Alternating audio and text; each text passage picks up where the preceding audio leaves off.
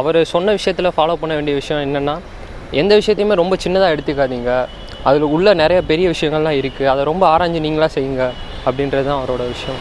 அதை நம்ம என்ன பண்ணணுன்னா, அவரோட நாளில் வந்து நான் என்ன பண்ணணும்னு நினைக்கிறேன்னா, என்னால் முடிஞ்ச ஒருத்தவங்களுக்கு படிக்க முடியாதவங்களுக்கு ஏதாவது ஒரு ஹெல்ப் பண்ணணும் அப்படின்னு நான் நினைக்கிறேன். அவரோட பிறந்தநாளுக்கு குறைஞ்சபட்சம் ஒருத்தர் ஒரு மரமாக நட்டு நல்லபடியாக அதை வளர்த்து வந்தாவே போதும். முதல்ல தன்னைத்தானே நல்லா புரிஞ்சுக்கிட்டு தன்னோட ஆம்பிஷன், அதை ஒரு எல்லாம் சொல்கிறதுனா ஆம்பிஷன் நல்லா க்ரியேட் பண்ணுங்கள், கோல் க்ரியேட் பண்ணுங்கள், அதுக்கேற்றாப்புல முயற்சி எடுத்து அதுக்கு பின்பற்றுங்க அப்படின்னு அவர் சொன்னார். அதே மாதிரி எல்லா இளைஞர்களும் பின்பற்றினா வளமான இந்தியா பாரதத்தை நம்ம உருவாக்கலாம்.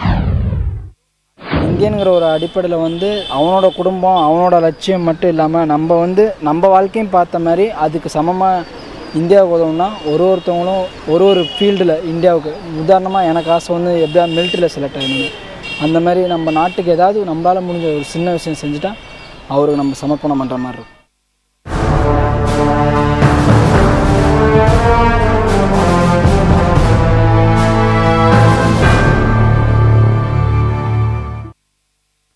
மறைந்த முன்னாள் குடியரசுத் தலைவர் அப்துல் கலாமிடமிருந்து இளைஞர்கள் கற்றுக்கொண்டது என்ன என்பது குறித்த மக்களின் கருத்தை அறிந்து கொண்டோம். மேலும் செய்திகளை பார்க்க இருக்கிறோம். குறிப்பாக, விஷால் அணியினர் தெரிவித்து வரும் குற்றச்சாட்டுகள் உண்மைக்கு புறம்பானவை.